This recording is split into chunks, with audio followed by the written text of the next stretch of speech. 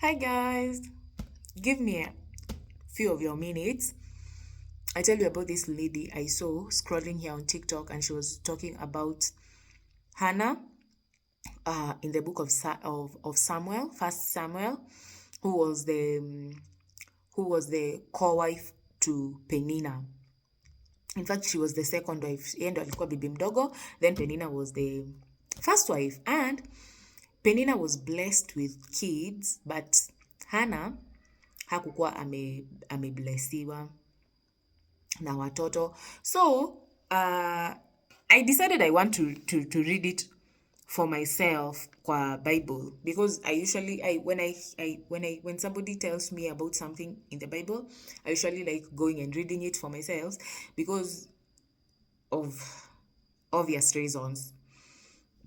So I went and decided to reread the book of First Samuel. I've read it before, not reading it per se, but I've learned about it from our priest, from Sunday school, from my primary teacher, but I really wanted to refresh my mind. So I came back and started reading the book of First Samuel, from chapter 1. And it really got me thinking, because Hannah was literally praying to God and crying and begging God, please God, give me a son, and the son I'll bring the son to you, and you'll raise him all the days of his life on this earth.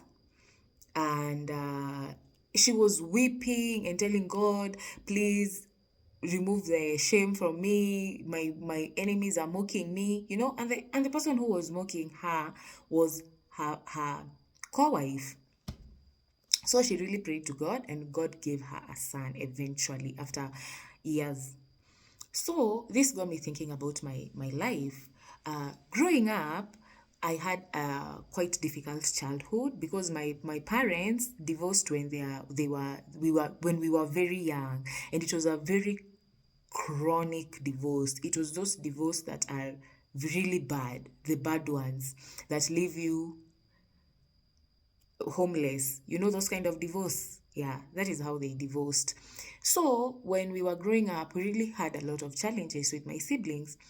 So but we went to primary school, we went to very nice schools in primary schools, and it was a nice experience. It was a really nice school. I'd say that. It was a public school though. So, in that school, the school was based in a church, a Catholic church, and us, we were born Catholic.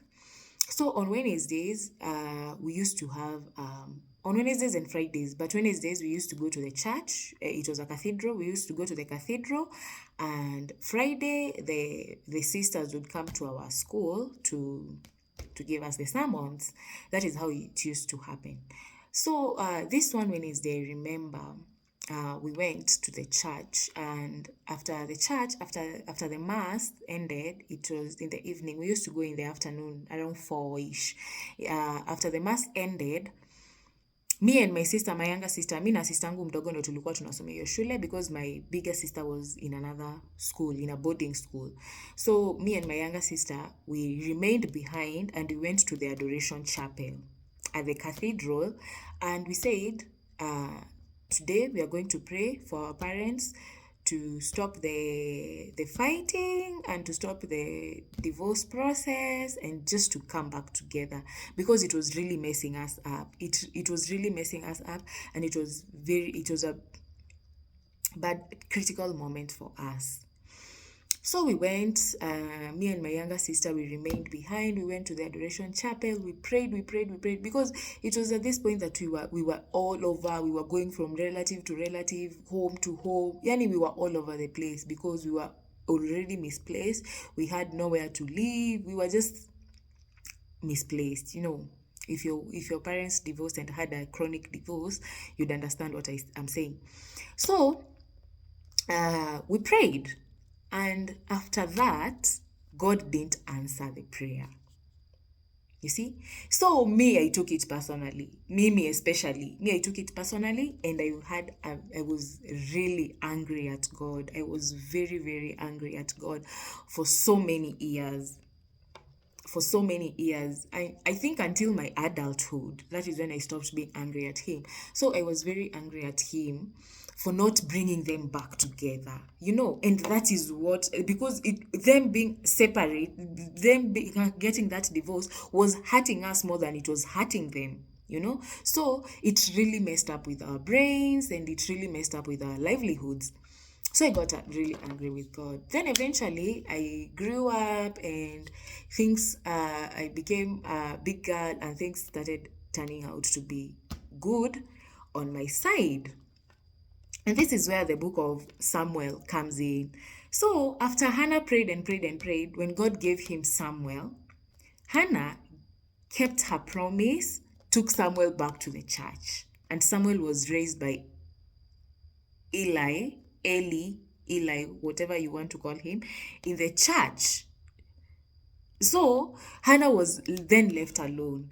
Then listen to this in 2 Samuel chapter 20, in 1 Samuel, chapter 2, verse 21, it says, "And the Lord visited Hannah, and she conceived and bore 3 sons and 2 daughters." Can you imagine? And the Lord visited Hannah, and she conceived and bore 3 sons and 2 daughters.